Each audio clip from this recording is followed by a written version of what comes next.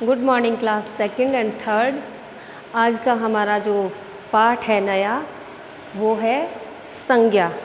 ये सभी लेसन आप पहले पढ़ चुके हो, लेकिन रिवीजन के लिए आपको ये दोबारा से कराया जा रहा है। इसका रिटन वर्क भी और जो रीडिंग वगैरह है या समझाना है वो आप उन बच्चों के लिए स्पेशली हो रहा है जो अभी तक हमारे साथ नहीं जुड़े थे, जिन्होंने पहला वर्क उनका मिस हो गया था किसी भी कारण से।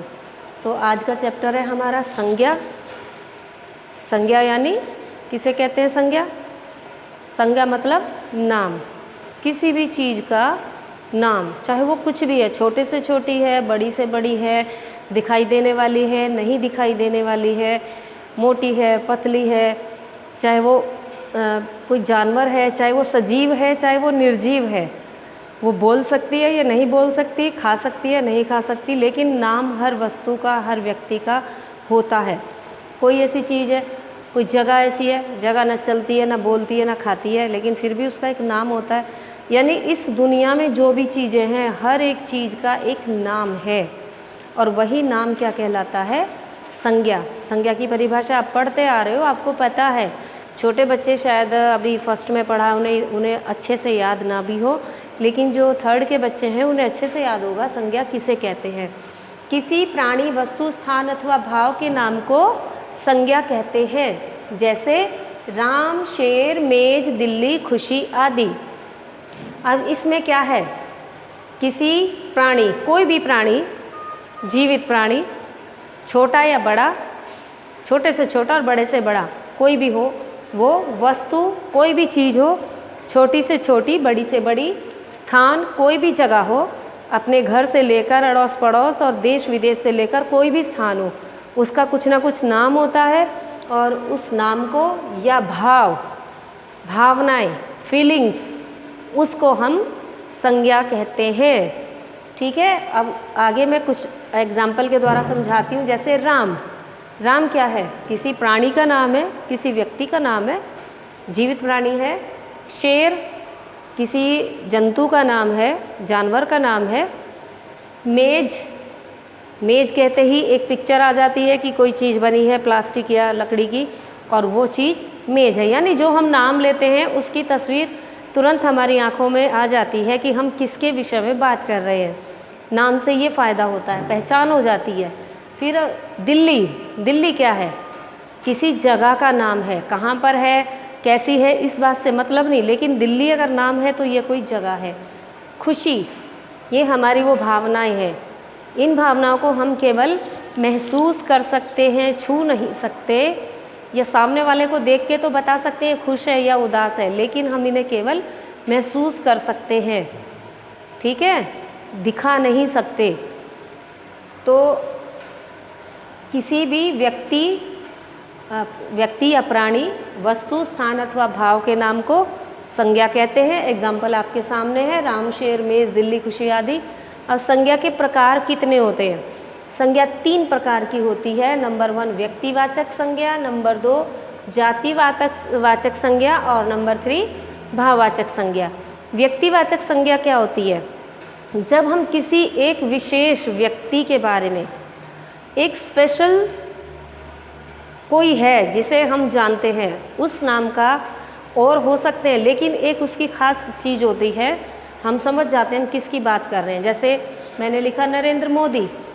अब ये ऐसा थोड़ी है कि नरेंद्र मोदी कोई और है ही नहीं दुनिया में, लेकिन कोई भी है, एक पर्सनल एक व्यक्ति होगा जिसको हम कहेंगे ये नरेंद्र मोदी है, वो कोई भी है, किसी व्यक्ति का नाम है नरेंद्र मोदी। ये इस बात से नहीं कि वो प्रधानमंत्री है, कोई भी हो सकता है, लेकिन जब हम उसे उसके नाम से बुलाएंगे तो वो क्या होगा? नरेंद्र मोदी के नाम से हम समझ जाएंगे कि हम विशेष व्यक्ति की बात कर रहे हैं, वो हमारे प्रधानमंत्री हैं। अगर यहाँ कुछ लोग हैं तब हम उनमें से कह सकते हैं कि ये नरेंद्र मोदी है, ये मोहन है, ये सीता है, ये राम है, तो उससे क्या होगा कि हाँ, वो व्यक्तिवाचक संज्ञा उसके लिए लागू होगी। फिर आता है भारत।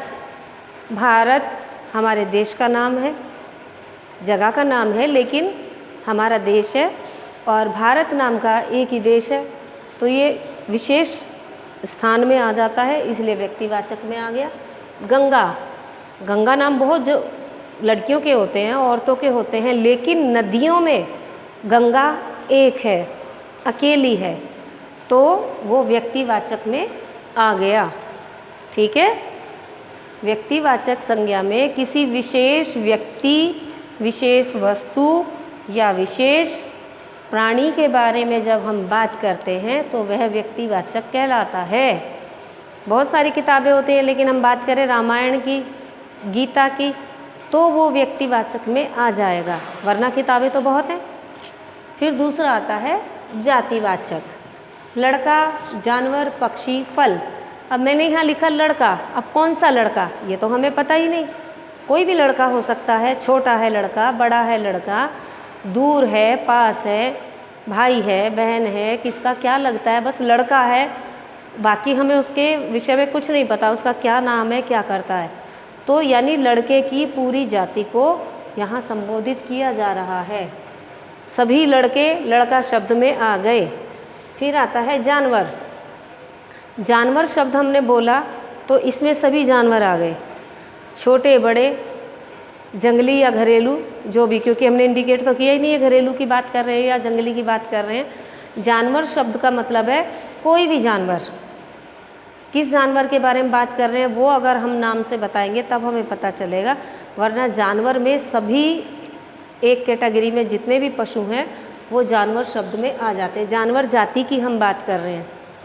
पक्षी, पक्षी कोई भी हो सकता है, बिना नाम के जब हम पक्षी शब्द बोलते हैं वो सभी पक्षी हैं, चाहे तोता है, कौवा है, चिड़िया है, सब पक्षी हैं।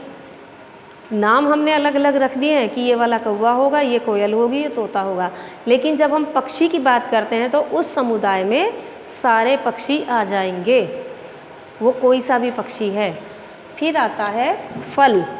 फलों की बात हम करेंगे तो जब हम फल शब्द करते हैं तो उस वही बात आएगी कि उस समुदाय में सभी फल आ जाएंगे। केला, आम, अमरूद, कोई भी फल हो सकता है, ये सभी फल ही कहलाएंगे। हम ये नहीं केले को कुछ और कहेंगे, सेब को कुछ और कहेंगे। जब हम फल कहेंगे तो फल कहते ही हमारे आंखों के सामने जो चित्र आता है वो केवल फलों के समुदाय का आएगा, वो फल कोई भी हो सकता है। ठीक है, अब आती है भाववाचक संज्ञाएं। भाववाचक वो संज्ञा होती हैं जिनको हम महसूस करते हैं, हमारे मन के भाव होते हैं, हमारी भावनाएं होती हैं, जैसे खुशी, बुढ़ापा, उदासी, गर्मी, गुस्सा, प्यार है।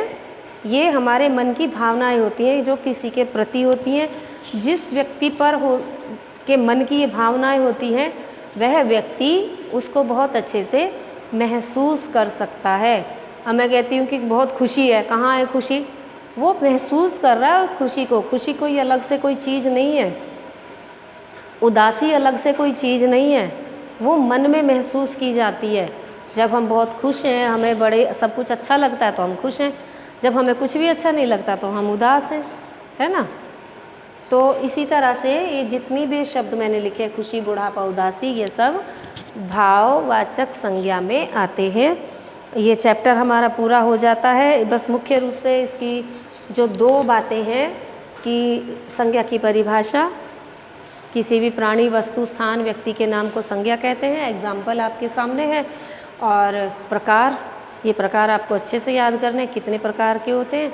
संज्ञा 3 प्रकार की होती है, व्यक्तिवाचक, जातिवाचक, भाववाचक। व्यक्तिवाचक में किसी विशेष व्यक्ति, वस्तु या स्थान के बारे में बात की जाती है।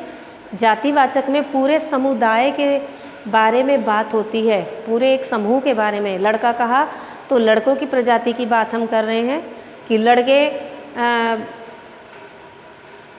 लड़के बहुत फुर्तीले होते हैं, तो सभी लड़के आ गए उसमें, चाहे उसमें सुस्तों आ दे, लेकिन पूरे ग्रुप की हम बात कर रहे हैं। लड़कियां पढ़ने में होशियार होती हैं। अब ज़रूरी थोड़ी हर लड़की होशियार होगी, लेकिन एक ग्रुप की हमने बात कर दी कि मुख्य रूप से लड़कियां होशियार होती हैं। फिर आती है भाववाचक। भाववाचक में हमारे मन की भावनाएं, हमारा गुस्सा, हमारा प्यार, हमारा दुख, जिन्हें हम महसूस करते हैं।